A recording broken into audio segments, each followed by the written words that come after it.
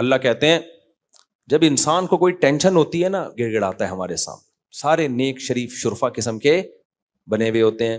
ثم اذا خولناه نعمتا منا, جب مصیبت دور کر کے ہم اسے خوشیاں دے دیتے ہیں, قال انما اوتیتہ علی علم عندی, ایکچولی میرے پاس ایک نالج ہے, میں نے اس کی ایک تدبیر اختیار کی ہے, اس کی وجہ سے مجھے یہ نعمت ملی ہے. اللہ کہاں بھائی, اللہ کا اس میں کیا لینا دینا ہے؟ میں کیوں نماز روزہ شروع کر دوں, داڑھی رکھ لوں, میں عورت ہوں تو پردہ کر لوں؟ ٹینشن تھی. ابے تو پھر اس ٹینشن میں کیوں اتنا پریشان تھا؟ یار اللہ سے دعا مانگو, یار کوئی وظیفہ بتا دو, ہے بھائی؟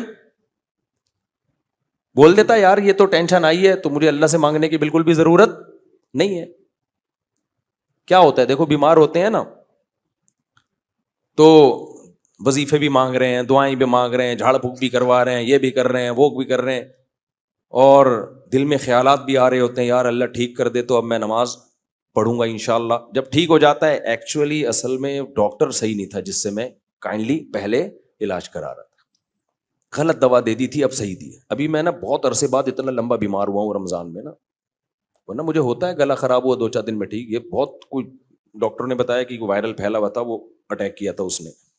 میں حقیقت بتاؤں مایوس سا ہونے لگا تھا کہ میں ٹھیک ہونے والا, اتنا گلا میرا پک گیا تھا نا, اتنی اینٹی بایوٹک کوئی اثر نہیں. لیکن دن کے بعد تھڑاک سے وہ سارا علامتیں, گلا تو بیٹھا ہوا ہے, وہ تو ویسے ہی بیٹھا ہوا ہے نا, رمضان میں ویسے ہی گلا بیٹھا ہی رہتا ہے میرا. تو مجھے خیال ہوا دیکھو انسان مایوس ہو جاتا ہے. میں تو وصیتیں کرنے لگا تھا کہ بھائی اگر میں چلا گیا اسپتال میں تو یہ وغیرہ وغیرہ نا. تو ٹھیک ہونے پر آتا ہے ایسے بھول جاتا ہے اور پھر ڈاکٹروں کے کھاتے میں ڈال دیتا ہے. ایکچولی اصل میں میڈیسن تھوڑی چینج کی, حالانکہ میڈیسن چینج کر کے بھی ٹھیک نہیں ہو رہے تھے, بغیر چینج کے بھی ٹھیک نہیں ہو رہے تھے. تو میں نہیں کہہ رہا کہ ڈاکٹر کا اس میں دخل نہیں ہوتا بھائی, ڈاکٹر کی دوا اگر آپ کو لگتی ہے تو اس میں بھی کس کے ارادے کا دخل ہوتا ہے؟ اللہ کے ارادے کا. کتنے لوگ ہیں اچھے بھلے تھے, ڈاکٹر کے پاس علاج کے لیے گئے, ٹیکا لگا کے بندہ ہی مار دیا ڈاکٹر نے. پھر ڈاکٹر آرام سے کہہ دیتے ایکچولی سائڈ افیکٹ. ایکچولی اصل میں تو وہ 100 میں 1 کو سائڈ افیکٹ ہو جاتا ہے, اس کا ری ایکشن ہوتا ہے, تو یہ اس کا یہ انجیکشن نے ری ایکٹ کر دیا اصل میں. بھائی کچھ بھی کیا, موت زندگی کس کے ہاتھ میں ہے؟ اللہ کے. تبھی تو ابراہیم علیہ السلام نے فرمایا وَإِذَا مَرِضْتُ فَهُوَ يَشْفِينِ, میں جب بیمار ہوتا ہوں تو مجھے شفا کون دیتا ہے؟ اللہ. تو بھائی ہم ملحد نہیں ہیں, ہم مادہ پرست نہیں ہیں کہ ہر چیز اسباب کے کھاتے میں ڈال دیں. ہم کس پر ایمان رکھتے ہیں؟ اللہ پر. اسباب میں جان ڈالنا بھی اللہ کا کام, اسباب سے جان نکالنا بھی کس کا کام؟ اللہ کا کام. تو اللہ کہتے ہیں انسانوں میں بہت سے ایسے ہیں ٹینشنوں میں آتے ہیں, او ہو بھائی اللہ اللہ ہی لگا ہوا ہے. جب ٹھیک ہو گئے تو پھر یہ پہلے تو دعا مانگ رہے ہوتے ہیں اللہ نے کی, اللہ اللہ تو ٹھیک کر دے, اللہ تو ٹھیک کر دے. جب ٹھیک ہو گیا تو پھر یہ نہیں کہہ رہے اللہ نے ٹھیک کیا, کہہ رہے ہیں وہ اصل میں نے وہ دماغ اپنا استعمال کیا. تیرے بھائی کے پاس دماغ تو تجھے پتا ہے بہترین دماغ, تیرے بھائی کے پاس تجھے پتا ہے دماغ کیا ہے, بہترین دماغ ہے, اور پھر قابلیت بھی ہے. جیسے غربت میں جب غریب تھے تو پیسہ نہیں تھا, رو رہے تھے, دعائیں مانگ رہے تھے, پیسہ آ گیا. مائنڈ ہے یار, مائنڈ ہے. یہ جو لوگ غریب ہیں نا یہ اپنی نااہلی سے غریب ہیں. ان لوگوں کے پاس میرے جیسا دماغ ہوتا, میرے جیسی صلاحیت ہوتی, نوٹ چھاپنے کی مشینیں بنتے. یہ کمبختوں کو پیسہ کمانا آتا ہی نہیں ہے, پوچھتے بھی نہیں ہے, مجھ سے مشورہ بھی نہیں لیتے. ابے جب تیرے پاس پیسہ نہیں تھا, غریب تھا, تو اللہ کے سامنے کیوں رو رہا تھا؟ پھر آ کے تو کہہ دیتا اے اللہ, اللہ سے کچھ نہیں ہوتا, میرے پاس مائنڈ ہے, میں غریب ہوں, دوبارہ کیا بن جاؤں گا؟ دولت مند. تو پہلے مایوس ہو جاتا ہے. تو اللہ نے ہمیں بتایا کہ ٹینشن میں مایوس مت ہونا. جب ٹینشن ہے وہ بھی اللہ نے دی, ٹینشن دور بھی کون کرے گا؟ اللہ کرے گا. تو پریشانیوں میں مایوس نہیں ہونا, خوشیوں میں اترانا نہیں ہے. سمجھتے ہو؟ یہ اس آیت کا حاصل ہے. آگے چلتے ہیں ہم, یہ بڑی زبردست آیت ہے آگے. قُلْ يَا عِبَادِيَ الَّذِينَ أَسْرَفُوا عَلَىٰ أَنفُسِهِمْ لَا تَقْنَطُوا مِن رَحْمَةِ اللَّهِ. اللہ نے کہا دیکھو میرے کچھ بندے ایسے ہیں جن کی زندگی گناہوں میں نہیں بلکہ کبائر میں گزری ہوگی, بڑے بڑے گناہوں میں. زندگی کے کسی موڑ پر ان کو خیال آئے گا کہ ایک دن موت بھی ہے, ہم نے اللہ کو منہ بھی دکھانا ہے, اب ہم توبہ کر کے نیک بنتے ہیں. شیطان کہے گا کہ اتنی 100 چوہے کھا کے بلی چلی حج کو, اتنے لوگ تم نے مار دیے, اتنی شرابیں پی لی, یہ کر لیا وہ کر لیا, اب کہاں سے توبہ قبول ہوگی؟ تو اللہ نے قرآن کی آیتوں کا حصہ بنا دیا اپنے اس کلام کو کہ اے نبی ان سے کہہ دیجئے اسرفوا علی انفسہم, جنہوں نے اپنے نفس پر زیادتی کی ہے, تھوڑے بہت گناہ نہیں کیے, بہت زیادہ گناہ کیے ہیں, لا تقنطوا من رحمت اللہ, اللہ کی رحمت سے مایوس مت ہو. ہمارے یہاں شاید کا مطلب پتہ ہے کیا سمجھا جاتا ہے؟ بندہ گناہ بھی کر رہا ہے اور کہہ رہے اللہ غفور رحیم ہے, ہم اللہ سے مایوس نہیں ہیں, 2 بوتل اور لے کر آ یار, لے آ یار, ڈھکن کھول جلدی سے, اللہ بخشنے والا ہے. رمضان کے روزے نہیں رکھ رہے, کوئی بات نہیں یار, اللہ کیا ہے بولو, بخشنے والا ہے. یہ مطلب نہیں ہے میرے بھائی. اللہ جب کہتے ہیں نا میری رحمت سے مایوس مت ہو, مطلب یہ کہ توبہ کرنا کا اگر ارادہ ہے کر لو, معاف کر دوں گا. یہ مطلب نہیں ہے کہ توبہ کیے بغیر ہی معاف کر دوں گا. تبھی اللہ کہتے ہیں جن لوگوں نے گناہ کر کر کے اپنے نفس پہ ظلم کر لیا ہے, اللہ کہتے ہیں لا تقنطوا من رحمت اللہ, اللہ کی رحمت سے مایوس مت ہو. کیا مطلب؟ آگے اللہ کہہ رہے ہیں وَأَنِيبُوا إِلَىٰ رَبِّكُمْ, اپنے رب کی طرف رجوع کرو, اب آ جاؤ اللہ کی طرف. وَأَسْلِمُوا لَهُ, اپنے آپ کو مکمل اللہ کے سپرد کر دو. مِن قَبْلِ أَن يَأْتِيَكُمُ الْعَذَابُ, اس سے پہلے کہ تم پر عذاب آئے. ثُمَّ لَا تُنصَرُونَ, پھر تمہاری مدد نہیں ہوگی. یہ ذہن میں رکھنا. ابھی تمہیں خیال آ گیا نا توبہ کا, معاف کر دے گا اللہ, لیکن ایک ٹائم ایسا آئے گا معافی کا دروازہ بند. وہ کون سا ٹائم ہے؟ موت. حدیث میں آتا ہے اللہ اپنے بندے کی توبہ اس وقت تک قبول کرتے ہیں جب تک موت کا جھٹکا, غرغرہ جسے کہتے ہیں نا, سانس اکھڑنا شروع ہو گیا موت کے وقت, جب تک وہ نہیں لگتا اس سے پہلے پہلے توبہ کا دروازہ کھلا ہوا ہے. آگے اللہ فرماتے ہیں وَاتَّبِعُوا أَحْسَنَ مَا أُنزِلَ إِلَيْكُم مِّن رَّبِّكُم, اللہ نے جو تم پہ خوبصورت کلام نازل کیا ہے اس کو فالو کرنا شروع کر دو. سمجھ میں آ رہا ہے توبہ کسے کہتے ہیں؟ اللہ کی رحمت سے مایوس نہ ہونے کا کیا مطلب ہے؟ اللہ کہتے ہیں چلو اب آ جاؤ, اب اس قرآن کو فالو کرنا شروع کر دو. ہماری خواتین پردہ نہیں کر رہی, اللہ غفور الرحیم ہے. اللہ کہتے ہیں میں غفور الرحیم ہوں, توبہ کرو, اور آج کے بعد اس قرآن کو فالو کرنا شروع کر دو. قرآن میں اللہ نے عورت کو پردے کا حکم دیا کہ نہیں دیا؟ اللہ کہتے ہیں چلو آج سے کر لو, پچھلا سارا کیا کر دوں گا, معاف. ہم ایسے ڈھیٹ ہیں, معافی بھی مانگ رہے ہیں اور اپنی غلطیوں کو چھوڑنے کے لیے بھی تیار نہیں ہے. اس پر اکثر میں ایک واقعہ سناتا ہوں. واقعہ کوئی مستند نہیں ہے, بعض واقعے غیر مستند ہوتے ہیں, لیکن ان سے جو سبق ملتا ہے وہ کیا ہوتا ہے؟ وہ بڑا زبردست سبق ہوتا ہے. تو وہ چیز جھوٹ کے زمرے میں نہیں آتی ہے. کہتے ہیں حضرت موسیٰ علیہ السلام کے پاس شیطان آیا اور کہنے لگا آپ اللہ سے ہم کلام ہوتے ہو, اللہ سے پوچھنا کہ میں نے آدم کو سجدے سے انکار کیا تھا. اللہ کہتا ہے کہ جتنا بھی بڑا گناہ ہو توبہ سے معاف ہو جاتا ہے, تو اللہ سے پوچھ کے آئیں کہ میں آج توبہ کے لیے تیار ہوں, کیا میرا گناہ معاف ہو جائے گا؟ بھائی میں تیار ہوں توبہ کے لیے, کیا میرا گناہ معاف ہو جائے گا؟ اتنے لوگوں کو جہنم میں پھینکوا دیا تھا اس نے, کتنے کو اب تک پھینکوا چکا ہے نا جہنم میں. موسیٰ علیہ السلام کے دور تک بھی بہت سارے لوگوں کو پھینکوا دیا تھا. اب آ رہا ہے پوچھنے کے لیے کہ بھائی میں اگر توبہ کروں معاف ہو جائے گا؟ حضرت موسیٰ نے اللہ سے پوچھا اللہ شیطان توبہ کرے گا تو کیا توبہ کرے گا تو معاف ہو جائے گا اس کا گناہ؟ اللہ نے کہا میرا توبہ کے بارے میں قانون سب کے لیے, جو بھی توبہ کرے گا اس کا گناہ معاف ہو جائے گا. یہاں تک میں اور آپ, ہم اور شیطان متفق ہیں. ہم بھی یہی کہتے ہیں کہ بھائی اللہ سارے گناہوں کو معاف کر دے گا اگر ہم توبہ کریں. آگے طریقے میں وہی کام ہم کر رہے ہیں جو شیطان نے کیا تھا. جب موسیٰ علیہ السلام نے شیطان کو آ کے بتایا کہ بھائی اللہ کہہ رہے ہیں تو بھی توبہ کرے گا تیرا گناہ بھی کیا ہو جائے گا, معاف. شیطان بڑا خوش ہو گیا, لے بھائی اتنے بندوں کو جہنم میں پھینکوا دیا میں نے, اور اتنے شتونگڑے پیدا کر لیے. شیطان تو 4 کیا 8 شادیاں کرتا ہے, پیدا ہی کرتا چلا جا رہا ہے شتونگڑے. اس لیے میں کہہ رہا ہوں کہ شیطان کی اسپیڈ سے تو اپنی اسپیڈ بڑھاؤ کم از کم, تاکہ توحید پرست پیدا ہوں, ورنہ شتونگڑے زیادہ پیدا ہو رہے ہیں. انسان کے بچے توحید پرست, ہم غیر مسلموں کو تھوڑی ترغیب دے رہے ہیں کہ زیادہ اولاد بڑھاؤ, ہم تو مسلمانوں کو ترغیب دے رہے ہیں تاکہ دنیا میں توحید پرست لوگ زیادہ تعداد میں آ جائیں. اچھا خیر, یہ پھر شیطان بیچ میں کچھ اس نے کچھ آیا تھا, اس سلسلے میں حاضر ہوا تھا تاکہ موضوع کو کیا کرے, وہ چینج کرے. لیکن شیطان اس سے بہت ناراض ہوتا ہے جب میں 4 شادیوں کی بات کرتا ہوں, یہ ذہن میں رکھوں. شیطان کہتا ہے میرا تو زنا کا سارا پروگرام ہی اڑ گیا. ٹھیک ہے, وہ بہت غصہ ہوتا ہے. اچھا خیر, تو موسیٰ علیہ السلام نے شیطان سے کہا کہ اللہ کہہ رہے ہیں تیری توبہ قبول ہو جائے. شیطان بڑا خوش ہو گیا, لے بھائی اتنے بندے بھی پھکوا دیے اور توبہ کروں گا, توبہ بھی کیا 27ویں رات کو اٹھ کے روؤں گا ختم قرآن کے موقع پر, اگلا پچھلا سب معاف.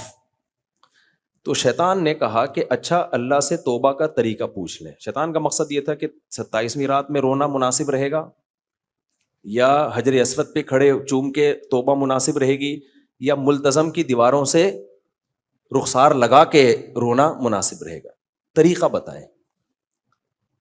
جیسے ہم بھی یہی سمجھتے ہیں نا کہ بھائی ملتزم سے لگ کے رو لیے سب اگلا پچھلا معاف, 27ویں رات میں کلابازیاں کھا لیں سب اگلا پچھلا معاف. تو شیطان کے بارے میں بھی, شیطان کو بھی کسی شیطان نے یہ سمجھایا ہوا تھا, اس سے بڑے شیطان نے. تو شیطان نے موسیٰ علیہ السلام سے کہا بھائی اب ایکچولی ذرا مجھے طریقہ پتہ چل جائے. حضرت موسیٰ علیہ السلام نے اللہ میاں سے پوچھا, اللہ شیطان طریقہ پوچھ رہا ہے. تو موسیٰ علیہ السلام نے فرمایا, اللہ نے فرمایا کہ شیطان سے کہو بھائی تیرا جرم یہ تھا کہ آدم کو سجدہ نہیں کیا تھا نا, اس جرم پہ سزا ملی ہے, تو اب اس کی تلافی تو یہ ہوگی کہ آدم کو سجدہ کر. اب آدم نہیں ہے تو میں تجھے خصوصی پیکج دے رہا ہوں کہ ان کی قبر پہ سجدہ کر لے تو میں مان لوں گا آدم کو کیا. یہ تیرے لیے اسپیشل پیکج ہے, ورنہ تو اصولی طور پر آدم زندہ ہوتے تو کرتے ہیں نا, اب تو قبر میں ہے, قبر کو کر لے مان جاؤں گا, چل معاف کر دوں گا سب کچھ. شیطان نے کہا نہیں بھائی یہ نہیں ہو سکتا, جب وہ زندہ تھے سامنے موجود تھے نہیں کیا, میں نے اپنی انسلٹ محسوس کی ہے اس میں کہ تو مٹی سے بنی ہوئی چیز کو سجدہ کروں, وہ جو آگ سے بنی ہوئی ہے, یہ نہیں ہو سکتا. تو اب وہ تو مٹی میں چلے گئے, اب قبر کو سجدہ کرنے میں تو اور زیادہ انسلٹ ہے, یہ نہیں ہوگا. توبہ کرنے کے لیے میں تیار ہوں, حج بھی کرنے کے لیے تیار, عمرے کے لیے بھی تیار, تہجد کے لیے بھی تیار, سجدہ کیسے ہو سکتا ہے بھائی؟ میں سمجھا پا رہا ہوں. اللہ نے کہا پھر توبہ بھی تیری شرطوں پہ نہیں ہوگی, توبہ کس کی شرطوں پہ ہوگی؟ میری شرطوں پہ.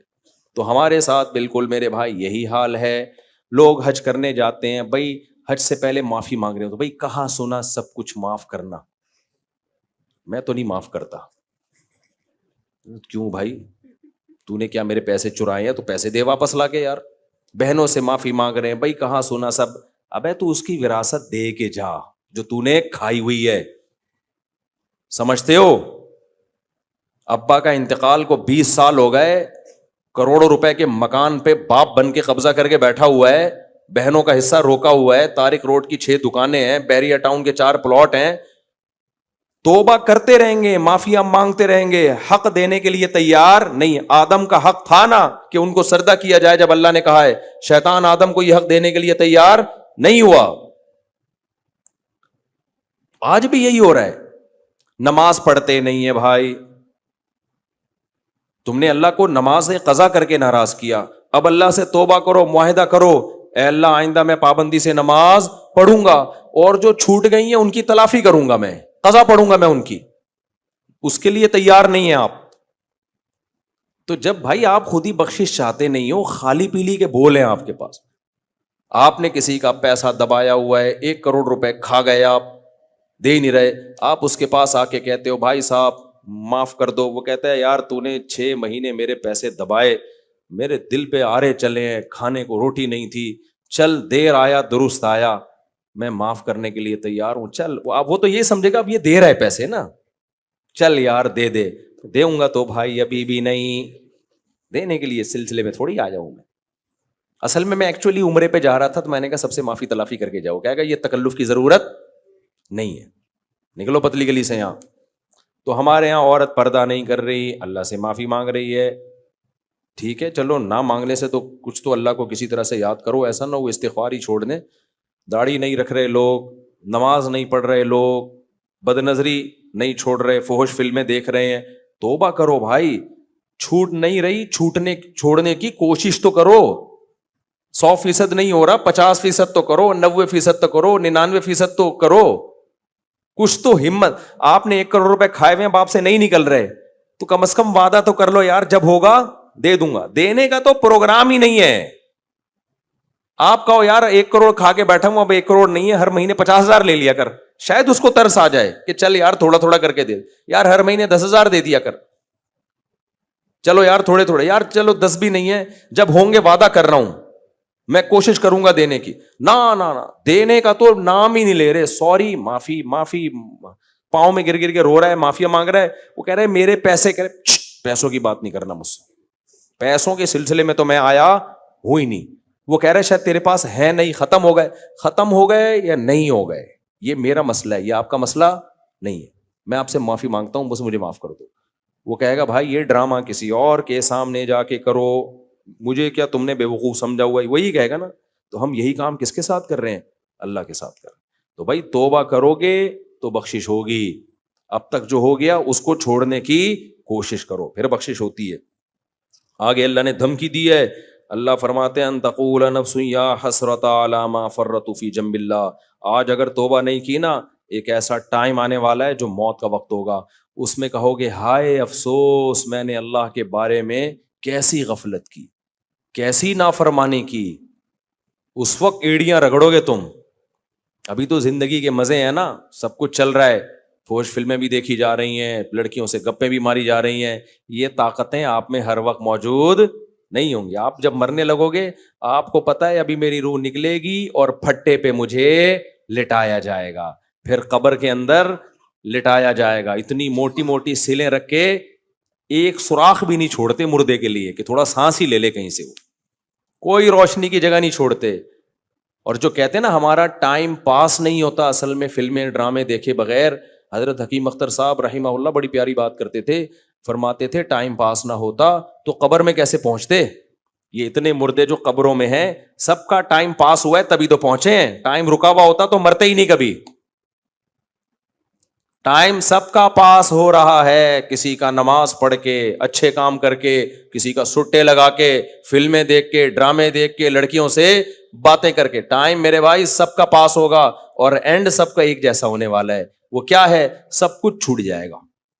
یہ جو آپ کی محبوبائیں ہیں نا جو تم لوگوں نے پالی ہوئی ہیں اور صبح شام دل دینے کی باتیں کرتے ہو, تھوڑا سا لکوا ہو جائے پھر دیکھو تمہیں کون پوچھتا ہے. اور تمہاری گرل فرینڈ کو تھوڑا سا فرما آڑا ترشا ہو جائے بس, تم بھی کہو گے بھائی مجھے اگر محبت ہی کرنی اپنی ماں سے نہیں کروں تجھ سے کیوں کروں میں. جب ٹیڑھی ہو گئی نا, تھوڑی سی لکوا ہو گیا آپ کی گرل فرینڈ کو, تھوڑا سا فرما ٹیڑھا ہو گیا, جیسے ہی آپ ملو گے آپ بولو گے واٹس گوئنگ آن, کیا ہو رہا ہے, واٹس ہیپننگ. وہ جواب میں کہے میں آپ کی محبوبہ, آپ مجھے دل دیا تھا آپ نے. وہ کہ دیا تھا اب نے.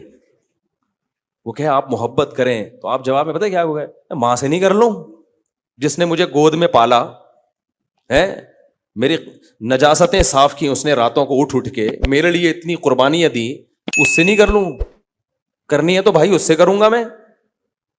تو یہ ہے یہ دنیا کی بولو محبت, جس کو کہہ رہے ہیں دل دے دوں گا اور اس کے لیے خودکشیاں. ماں کی محبت میں نے کوئی کھمبے سے لٹکتا ہوا نہیں دیکھا.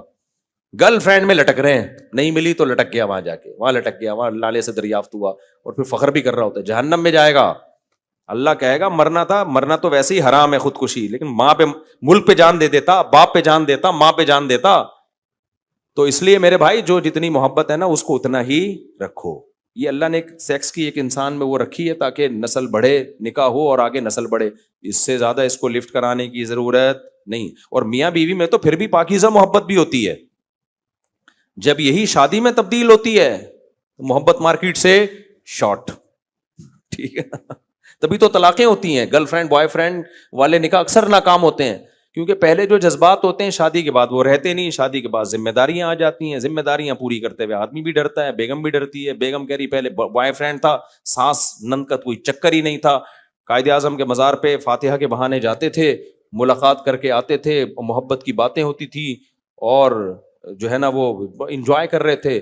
اب عورت کہتی ہے اب تو اس کی ماں کی خدمت کرو, اس کی بہنوں کے تانے سنو, اس کے کپڑے استری کرو, ناشتہ بنا کے دو, وغیرہ وغیرہ. بیسیوں پہ بچہ پیدا کرو, اس کے لیے اتنی ٹینشن.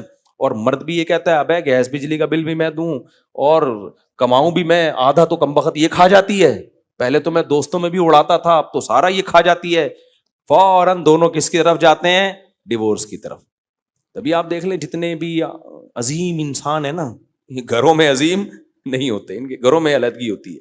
ایک انگریز کے نا پچھلے سال ایک کلپ دیکھا، وہ بڑا براڈ مائنڈیڈ بننے کی کوشش، ایفیشنسی زیادہ جھاڑتے ہیں نا لوگ تو بدنام بہت ہوتے ہیں، ان میں طلاق ہو رہی ہے نا، تو یہ پیغام دینا چاہتے ہیں کہ ہم میاں بیوی ایکچولی دیکھو کتنے نیک ہیں، کیسے تمیز سے ہم علیحدگی اختیار کر رہے ہیں، تو سوسائٹی کو یہ میسج دے رہے ہیں اتنی محبت سے الگ ہوا کرو۔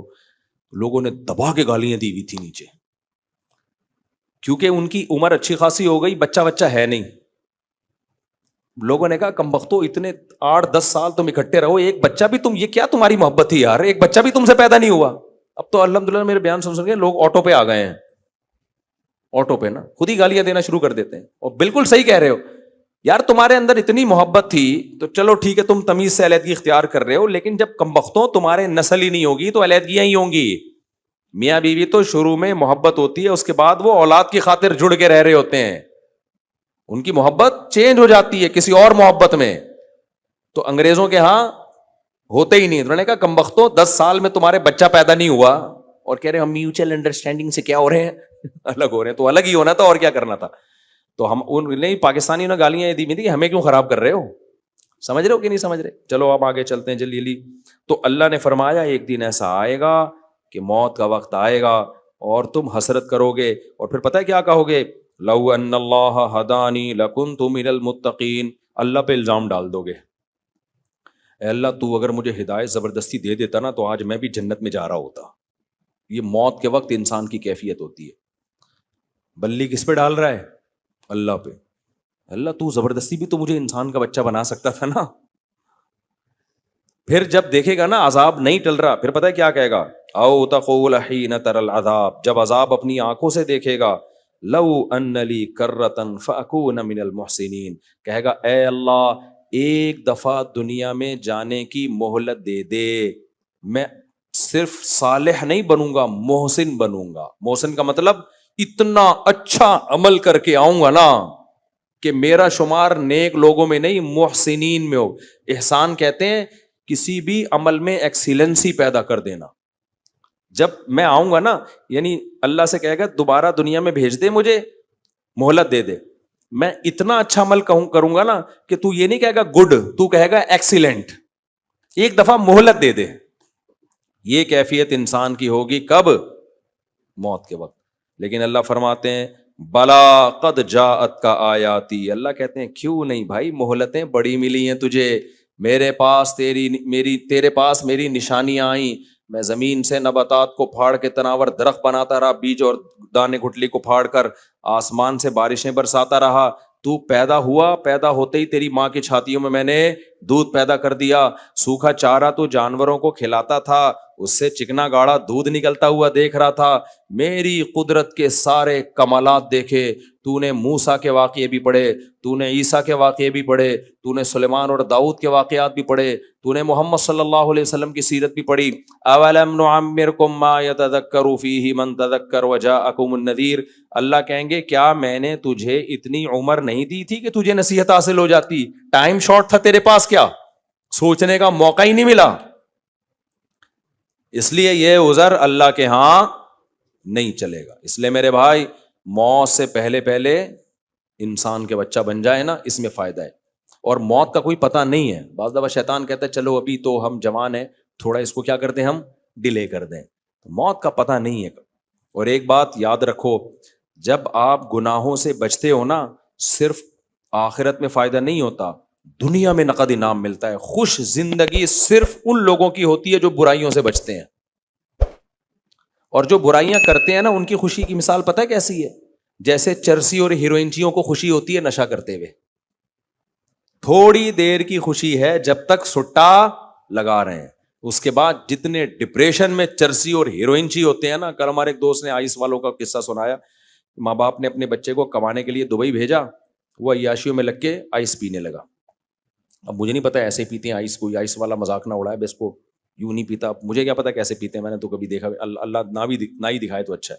بہرحال جس طرح بھی ناک کے ذریعے دماغ میں ڈال رہے ہیں یا پھیپڑوں میں ڈال رہے ہیں یا سٹا لگا رہے ہیں، واللہ عالم، وہ بچہ کس میں لگ گیا؟ آئس میں۔ ماں باپ کے لیے ایک عذاب جان بنا ہوا ہے وہ۔